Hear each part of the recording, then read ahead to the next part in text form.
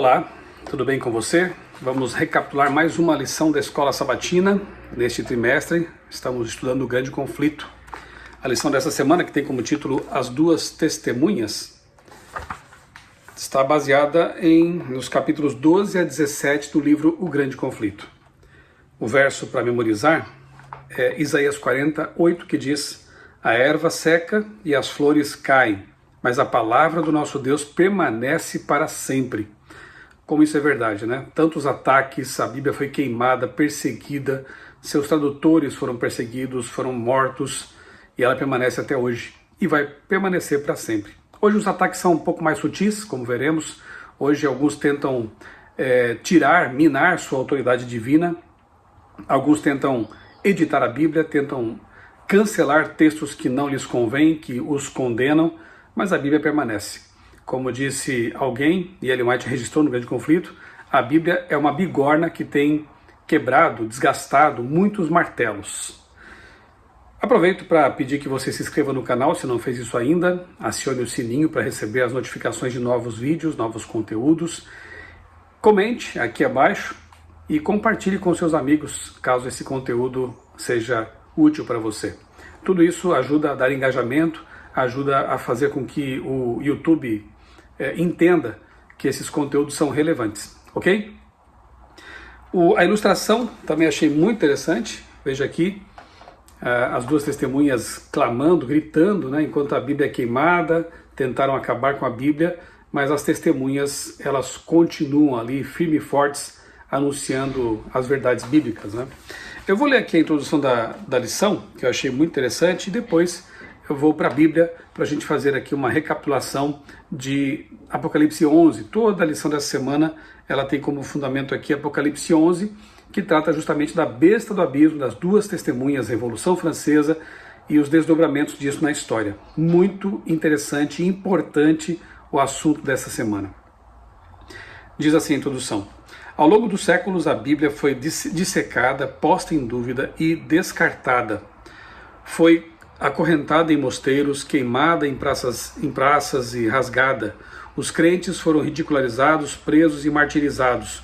No entanto, a palavra de Deus prevaleceu. A igreja medieval perseguiu fiéis, contudo a Bíblia iluminou as trevas. Quando William Tyndale foi julgado por sua fé, nós vimos isso semana passada, lhe perguntaram quem o havia ajudado a espalhar a Bíblia. E ele respondeu: o bispo de Durham. Os juízes ficaram chocados. Tyndale explicou que o bispo havia comprado um lote de exemplares de sua tradução da Bíblia e o queimou publicamente. O bispo não sabia que estava ajudando a causa da verdade, pois havia comprado as Bíblias a um alto preço. Com a compra, Tyndale imprimiu muito mais Bíblias do que aquelas que foram queimadas. Nessa semana, estudaremos um dos ataques mais cruéis às Escrituras e à fé cristã. Na Revolução Francesa, o sangue fluiu nas ruas da França. A guilhotina foi montada na Praça de Paris e milhares foram mortos. O ateísmo se tornou a religião do Estado. No entanto, o testemunho da Palavra de Deus não pôde ser silenciado. Vamos à Bíblia então? Depois eu vou deixar aqui já aberto na página 66. Espero não esquecer que tem um trechinho aqui que eu achei bem interessante e quero ler para você depois. Mas agora eu quero convidá-lo a pegar a sua Bíblia. Eu já estudei esse assunto já há algum tempo. Inclusive tem uma série aqui no meu canal chamada Therion, Therion, que quer dizer animal ou besta, né? São 6 ou 7 partes, e um desses vídeos, se não me engano, o primeiro da série, trata justamente de Apocalipse 11, a besta do abismo. Eu vou deixar aqui na descrição do vídeo para facilitar para você. Depois tome um tempo para assistir também essa aula. Eu creio que vai dar mais informações, especialmente se você é um professor da Escola Sabatina, isso vai ser útil para você, ok? Vamos ao capítulo 11 então, vamos ler juntos? Verso 1. Foi-me dado um caniço, semelhante a uma vara, e também me foi dito: levante-se e vá medir o santuário de Deus, o altar e os que adoram no santuário. Mas deixe de lado o átrio exterior do santuário e não o meça, porque esse átrio foi dado aos gentios, que por 42 meses pisarão a cidade santa. Você lembra que a Bíblia traz de formas diferentes esse período de 1260 anos, não é verdade? Nós temos 1260 dias, que em profecia apocalíptica equivalem a anos. Nós temos um tempo, 2 tempos, metade de um tempo, ou seja, 2 e metade dá 3,5. Convertidos também temos aí 1260 dias. E temos 42 meses, que aparece aqui, aparece Apocalipse 13, que convertidos em dias também dá exatamente 1260 dias ou anos. É o tempo de supremacia papal, em que o povo de Deus foi perseguido, em que aqueles que eram fiéis à palavra de Deus eram tidos como hereges, foram mortos, queimados, vivos, torturados, presos. Então nós temos aí de 538 a 1798 esse período de supremacia papal. 1798 é quando o Papa Pio VI é preso por Berthier, um general de Napoleão, e aí parecia que realmente a Igreja Romana tinha sofrido um golpe mortal, mas a ferida mortal, como diz Apocalipse 13, seria curada e a terra se maravilharia com a cura da besta do mar, mas aqui é a besta do abismo. Como Satanás não dispunha mais da besta do abismo, sua preferida, melhor dizendo, da besta do mar, sua preferida, para atuar, ele então usa a besta do abismo. Note que as bestas no Apocalipse, besta do abismo, besta do mar, besta da terra, são apenas fantoches ou marionetes de Satanás. Ele as manipula segundo a sua vontade. São instrumentos dele para atuar e causar estragos no mundo. A besta do abismo não é diferente. Diz assim que, no verso 3, darei autoridade às minhas 2 testemunhas para que profetizem durante 1260 dias, vestidas de pano de saco. Olha que interessante, né? Nós já vamos ver quem são essas 2 testemunhas, mas uma coisa já salta aqui no texto. É o mesmo período. Enquanto a Igreja Romana, e no capítulo 12 a gente vê isso, né, de modo mais claro, aqui no verso 6, aparece aqui 1260 dias, o mesmo período. Enquanto a Igreja Romana está perseguindo os cristãos fiéis, as testemunhas estão gritando, estão proclamando, mas, como diz o texto, vestidas de pano de saco. Pano de saco na Bíblia representa luto, humilhação. Então, de fato, pregar nesse período de 1260 anos de supremacia papal era uma atividade muito difícil, muito complicada. Realmente o luto aqui expressa bem esse momento histórico, porque você se lembra, os valdenses que tentaram pregar o evangelho foram perseguidos e mortos, tradutores da Bíblia, pregadores, reformadores eram perseguidos e mortos por sua fé e porque queriam pregar a Bíblia. Então realmente esse período aqui foi muito difícil. As testemunhas estavam vestidas de pano de saco, humilhadas, em luto.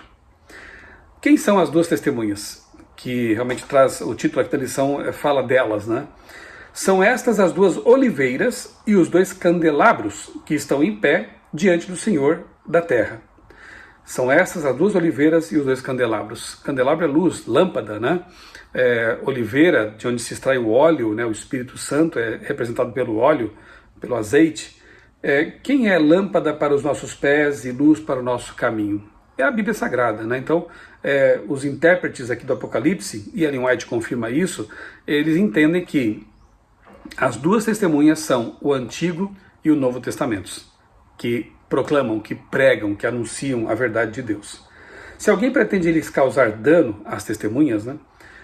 Da boca dessas testemunhas sai fogo e devora os inimigos. Sim, se alguém pretender causar-lhes dano, certamente deve morrer.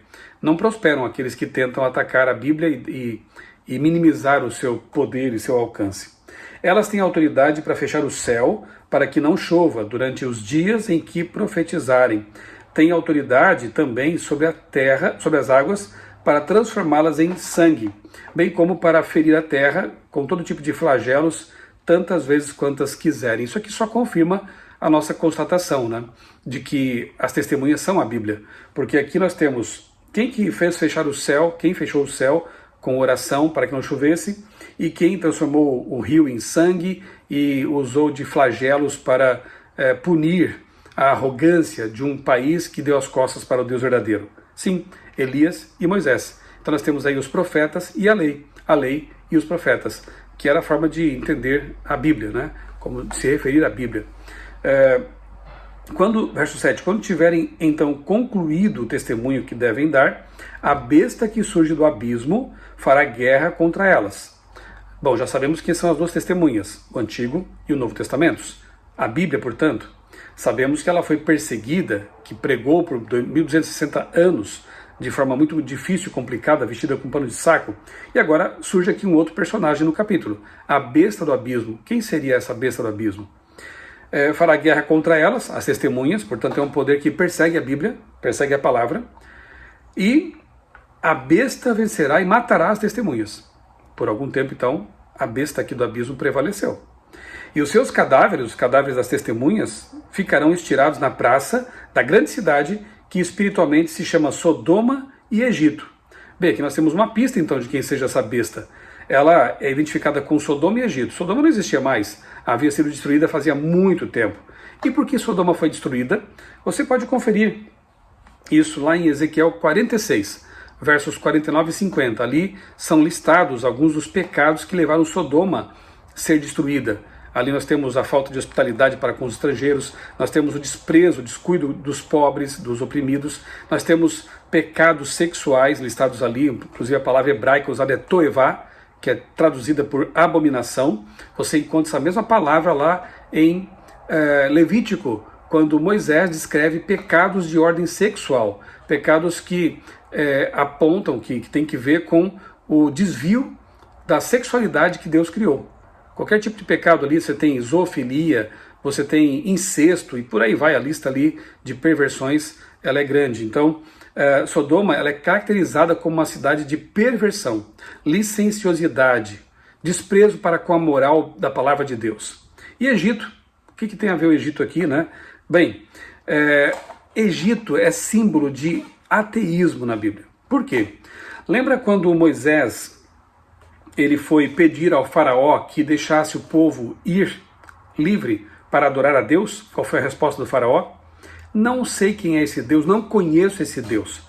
E ele deu as costas para Deus de maneira muito categórica ali, né? Então, Egito passa a ser símbolo, então, de rejeição de Deus, ou seja, de um ateísmo aberto, declarado. Então nós temos aqui um poder que é relacionado com o ateísmo, negação da palavra, negação do Deus verdadeiro, e também libertinagem, profanação do sexo e essas características aí. Então, muitos dentre os povos, tribos, línguas e nações contemplarão os cadáveres das duas testemunhas por 3 dias e meio. E interessante que realmente o auge aí do terror, né, da perseguição, da Revolução Francesa, foram 3 anos e meio, mais ou menos aí, né? Então, 3 dias e meio, 3 anos e meio. E não permitirão que esses cadáveres sejam sepultados. Os que habitam sobre a terra se alegrarão por causa da morte dessas testemunhas, dessas duas testemunhas. Realizarão festas e enviarão presentes uns aos outros, porque esses 2 profetas atormentaram os que moram sobre a terra. Interessante que a literatura da época dá conta de que foi exatamente assim. E a gente vê mais uma vez como as profecias bíblicas se cumprem à risca. Tem uma citação na revista Blackwood Magazine que fala que justamente nessa época eles fizeram festas e se presentearam durante a Revolução Francesa. Veja que interessante, uma fonte, literatura da época, dando conta de que isso que aconteceu aqui é exatamente como foi profetizado. As pessoas ficaram felizes porque a Bíblia se calou. As pessoas que queriam pecar, dar vazão a seus pecados, a sua libertinagem, elas ficaram tranquilas porque não havia mais uma voz de reprovação. Na Revolução Francesa, eles criaram uma espécie de contrato de casamento. Se você casasse com alguém e não gostasse dessa pessoa, você podia romper o contrato e partir para outra. O casamento foi tratado como uma coisa sem valor, como hoje estão fazendo também, transformando o casamento em qualquer coisa menos a união sagrada e abençoada entre um homem e uma mulher, em fidelidade. Durante a Revolução Francesa, tentaram abolir a semana de 7 dias. Por quê? Porque ela também vincula os dias, o calendário, com a Bíblia. Porque só tem uma forma de explicar a semana de 7 dias. É um resquício da criação original de Deus, lá em Gênesis. Então eles mudaram para uma semana de 10 dias. E isso foi acabando com a saúde das pessoas. Porque existe uma coisa chamada ciclo circasseptano. A vida foi programada para funcionar em ciclos de 7 dias. Eu já postei aqui no meu canal alguns vídeos que tratam disso. participei de uma live com um amigo que é médico, o Dr. Luiz Fernando Sela, é endocrinologista. Nós falamos sobre isso, há pesquisas que falam sobre isso. Então, eles tiveram que, algum tempo depois, na Revolução Francesa ali, na França, voltar atrás nessa decisão, porque as pessoas passaram a ficar doentes e a morrer por causa dessa decisão irracional que eles tiveram. Enfim, eles expulsaram os religiosos, os clérigos, os líderes religiosos e entronizaram dentro da Catedral de Notre Dame uma prostituta para ser a deusa da razão. Olha o nível de profanação a que eles chegaram. E foi um reinado do terror realmente, né? Muitas pessoas foram guilhotinadas, a guilhotina foi colocada na praça pública lá e pessoas que discordavam, antirrevolucionários ou coisa parecida, foram guilhotinados, foram assassinados ali à vista de todos. Mas depois dos 3 dias e meio, entrou neles, nos cadáveres das testemunhas, né, na Bíblia que estava morta, digamos assim, ali na França, entrou neles um espírito de vida, vindo da parte de Deus. E eles se ergueram sobre os pés, e aqueles que os viram ficaram com muito medo. E as 2 testemunhas ouviram a voz forte vindo do céu, dizendo-lhes: subam para cá. Naquela hora houve grande terremoto e ruiu a 10ª parte da cidade. Nesse terremoto morreram 7.000 pessoas. Foi uma mortandade realmente horrível na Revolução Francesa. As outras pessoas ficaram aterrorizadas e deram glórias ao Deus do céu. Passou o 2º ai, eis que sem demora vem o 3º ai. Recapitulando então, a besta do abismo representa a Revolução Francesa. Ela está relacionada simbolicamente com Sodoma e Egito, ateísmo e libertinagem, profanação, perversão. Ela persegue as 2 testemunhas, que são o Antigo e o Novo Testamento, persegue a Bíblia Sagrada. Durante a Revolução Francesa tentaram realmente banir a Bíblia, banir a religião, não conseguiram. Por quê? Nós lemos aqui no verso para memorizar: a palavra do Senhor permanece para sempre. É uma bigorna que tem desgastado muitos martelos, que tentam bater nela, mas só se quebram. E por fim, as 2 testemunhas, elas voltam, elas recobram o seu poder que nunca perderam, na verdade. É interessante porque, por exemplo, Voltaire, né, disse que foram necessários 12, estou parafraseando aqui, né, foram necessários 12 homens incultos para estabelecer o cristianismo. E eu lhes digo que basta um homem culto, ele talvez estivesse referindo a si mesmo, né, para acabar com ele. Não acabaram. Na verdade, após a Revolução Francesa, as casas editoras de Bíblias se estabeleceram, sociedades bíblicas se estabeleceram, a imprensa foi amplamente utilizada para imprimir cópias e cópias e cópias e cópias de Bíblia como nunca se viu.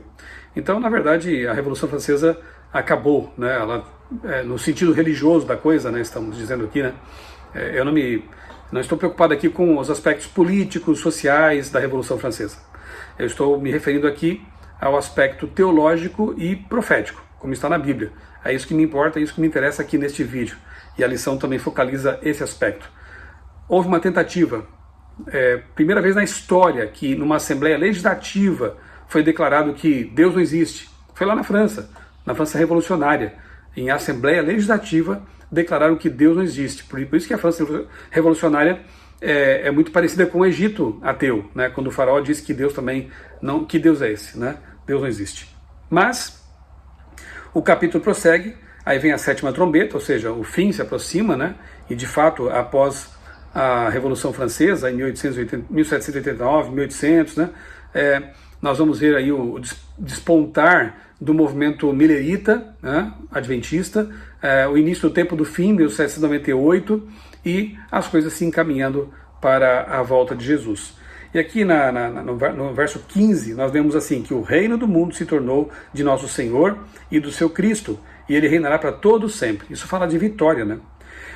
Verso 18, chegou, porém, a tua ira e o tempo determinado para serem julgados os mortos, para dar o galardão aos teus servos, os profetas, aos santos e aos que temem teu nome, tanto os pequenos quanto aos grandes, e para destruírem os que destroem a terra.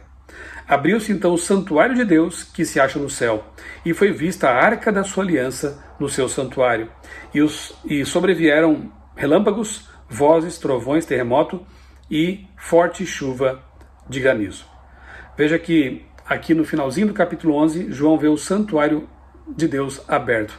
Aqueles que não entendem, né, que há um santuário celestial e que o da terra era apenas uma cópia daquele, e aqui ele vê então a Arca da Aliança. Dentro da arca, lembra, ficavam as tábuas da lei. Então a Arca da Aliança Celestial, que contém os 10 mandamentos. Então Deus vencerá, sua lei será vitoriosa, sua verdade, a sua palavra finalmente vencerão. Muitos esforços têm sido feitos ao longo da história por Satanás e seus instrumentos, né? Seus testas de ferro, seus proxies, digamos assim, como a besta do mar, a besta da terra, a besta do abismo, tentando derrotar o povo de Deus, tentando suprimir a palavra de Deus, mas não conseguem. Contra Deus nada se pode.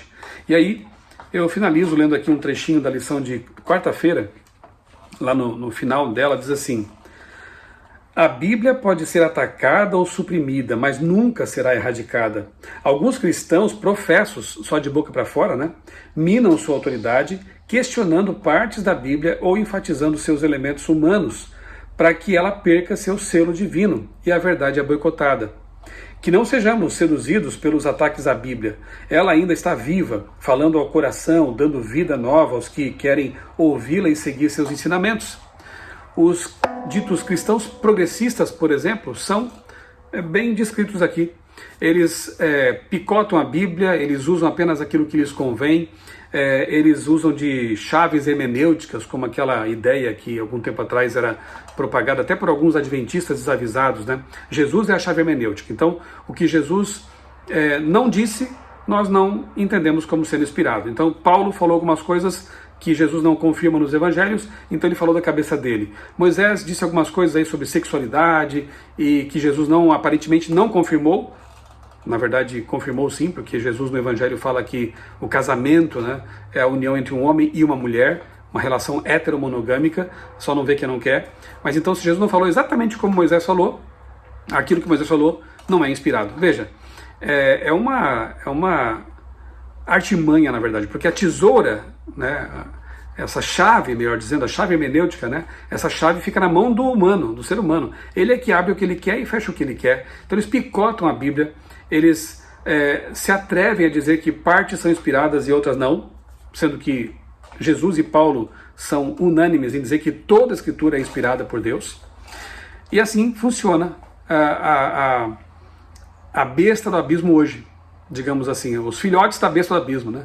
Os filhotes da besta do abismo são aqueles que estão ligados a ateísmo, pode ser ateísmo aberto ou funcional, porque a pessoa que não crê que a Bíblia é inspirada, a pessoa que usa a Bíblia apenas como um instrumento de luta, como aí os da teologia da libertação, e eu já fui dessa linha, portanto eu sei o que estou falando, a Bíblia é apenas um documento antigo que pode ser instrumentalizado para minha luta social, minha luta política.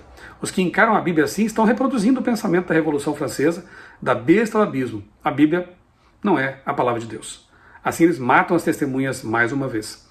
Aqueles que tentam justificar suas perversões sexuais, sua libertinagem, ainda que se digam cristãos, estão de novo ressuscitando o espírito da Revolução Francesa. São filhotes da Revolução Francesa. Todas essas teologias contextuais, quer seja a teologia da libertação, teologia queer, teologia feminista, ou mesmo até a teologia da prosperidade ou teologia da conquista, né, o dominionismo, são filhotinhos da Revolução Francesa, porque eles instrumentalizam a Bíblia, mas não creem de fato no poder que ela tem de transformar vidas. Se eu não creio que a Bíblia é a palavra de Deus, a palavra inspirada de Deus, eu não vou ter condições de crer que ela pode mudar a minha vida, que ela pode me limpar dos meus pecados, que ela pode me dar um novo coração. Por isso que crer que a Bíblia é a palavra inspirada de Deus, a palavra poderosa de Deus, faz toda a diferença na vida de um cristão. Não dá para ser cristão sem crer naquele livro que testifica de Jesus. Jesus que nos transforma. Alguns dizem, eu creio em Jesus, mas não na Bíblia. Ora, como isso é possível? Em qual Jesus você crê? No Jesus político, no Jesus revolucionário, no Jesus místico? Porque o Jesus que eu creio é revelado na palavra. Eu converso com ele, eu oro, eu falo com Jesus, mas eu aprendo sobre ele especialmente na Bíblia. Se eu rejeito a Bíblia, qual Jesus estará permeando meus pensamentos? Veja como Satanás é astuto. Repito, ele não conseguiu queimar a Bíblia ao longo da história. Então o que ele faz hoje? Tenta distorcer a palavra de Deus. tenta picotar a palavra de Deus. Cria cristianismos com base mais em emoção, em opiniões, em ideologias e não na palavra de Deus, no estudo sério e com oração da palavra de Deus. Vamos tomar cuidado com isso e aproveitar esse estudo tão importante para perceber que o espírito da Revolução Francesa continua em nosso mundo até hoje. É claro que no final da história, o rei do norte, ou a besta do mar, a ponta pequena, como Daniel também a apresenta, será vitoriosa. Sim, haverá um ambiente religioso, um ambiente de uma religião dominante, em que as minorias novamente serão perseguidas e sofrerão por isso. Mas até que isso aconteça, a besta do abismo, que ficou para trás historicamente falando, continua funcionando por meio de seus filhotes, por meio das ideias que ecoam pelo mundo ainda, mas finalmente ela será derrotada pela besta do mar. Para Satanás, tanto faz. Para ele, se você adotar dogmas que contrariam a Bíblia, ainda que se diga cristão, ou adotar uma aversão completa à Bíblia, um ateísmo declarado, ou um estilo progressista de vida que nega a inspiração da palavra, para o diabo tanto faz. O que ele quer é nos afastar da verdade pura da palavra de Deus. Não caiamos nessas armadilhas. Deus nos ajude a ser fiéis a Ele e a sua palavra, que liberta, que transforma, que salva. Vamos orar? Bondoso Deus, querido Pai, nosso Criador, muito obrigado, Senhor, pela Bíblia, por esse presente maravilhoso, essa carta de amor que Tu deste à humanidade. Obrigado porque, apesar das perseguições, ela permanece viva e transformadora. Senhor, que nós dediquemos tempo a estudar Tua Palavra para ser transformados por ela e ter uma noção maior, mais profunda de quem é Deus, de quem é Jesus, do Espírito Santo e perceber a necessidade que temos de ter Deus em nossa vida. Obrigado por mais essa lição da Escola Sabatina que nos fez pensar em coisas tão importantes. Ajuda-nos a ser fiéis e a pregar a verdade pura a um mundo que carece tanto dela. Nós oramos e te agradecemos tudo em nome do Senhor Jesus. Amém. Um abraço para você. Deus abençoe grandemente a sua vida e também a sua família. A Turquia guarda memórias de fatos muito importantes da história da humanidade. A cidade de Istambul tem uma parte na Ásia e outra na Europa. Além disso, ela tem o maior shopping center aberto do mundo. Com milhares de anos de história, ela já foi conhecida como Bizâncio e Constantinopla. O apóstolo Paulo recebeu um chamado claro e direto de pregar o evangelho em cidades e regiões que hoje estão na Turquia. Nesse cenário rodeado de idolatria e com as mais diversas crenças, Paulo viveu proclamando Jesus, o Filho de Deus. Boa parte do Novo Testamento foi escrito na Turquia e na Grécia. Vamos andar pelos mesmos lugares e reviver essa emoção. Filipos, Bereia, Tessalônica, Corinto, Éfeso, Laodiceia. Será muito especial, por exemplo, fazer uma reflexão bíblica no Areópago, lá em Atenas, na Grécia, local em que dois mundos se encontraram. Além de tudo isso, vamos viver aventuras inesquecíveis, como o passeio de balão na Capadócia, veremos lugares lindos e incríveis, e provaremos novos sabores, desfrutaremos do conforto de hotéis maravilhosos e faremos bons amigos. A última semana será a bordo de um lindo navio, em um cruzeiro pelas ilhas gregas, incluindo a famosa ilha de Patmos, onde João recebeu a visão do Apocalipse. Essa viagem vai impactar a sua vida. Vamos juntos? Vem com a gente!